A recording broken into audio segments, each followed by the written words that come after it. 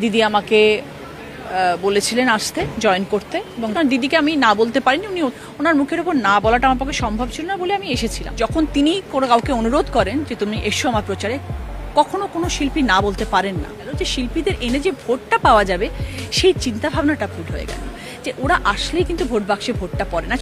এবার মমতার গোপন নকশা ফাঁস করে দিলেন রচনা ব্যানার্জি।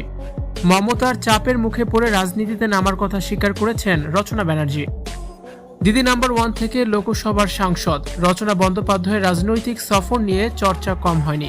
তবে এবার খোদ মমতা বন্দ্যোপাধ্যায়ের কৌশল এবং নিজের রাজনীতিতে আসা নিয়ে চরম সত্য প্রকাশ্যে আনলেন রচনা ব্যানার্জি। তার দাবি স্বেচ্ছায় নয়, বরং এক প্রকার ভয়ে এবং চাপের মুখে পড়েই তিনি তৃণমূলে যোগ দিতে বাধ্য হয়েছিলেন।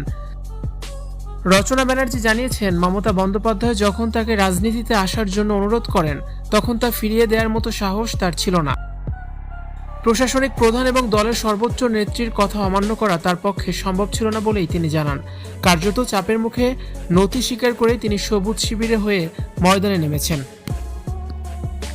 শুধু নিজের যোগদান নয়, তৃণমূলের ভোট জেতার কৌশল নিয়েও প্রশ্ন তুলেছেন তিনি। রচনার মতে, মমতার গোপন নকশা ছিল গ্ল্যামার দিয়ে ভোট টানা, কিন্তু বাস্তবে তা সবসময় কাজে আসে না। তিনি সাফ বলেন, নায়ক নায়িকাদের নির্বাচনে দাঁড় করিয়ে দিলেই বা তাদের দিয়ে প্রচার করলেই যে সাধারণ মানুষ ভোট দেবে, এই ধারণা সম্পূর্ণ ভুল। দিদি এখানে বড় ভুল করেছেন। তৃণমূলের শোচনীয় ফলের পর রচনার এই মন্তব্য রাজনৈতিক মহলে নতুন করে বিতর্কের জন্ম দিয়েছে। বিশ্লেষকদের মতে, দলের এই কঠিন সময়ে একজন সাংসদের এমন মন্তব্য প্রমাণ করে যে দলের অভ্যন্তরে ভাঙন কতটা গভীর। মমতা বন্দ্যোপাধ্যায়ের একাধিপত্য এবং তারকা নির্ভর রাজনীতির বিরুদ্ধে এখন সরব হচ্ছেন দলের একাংশ।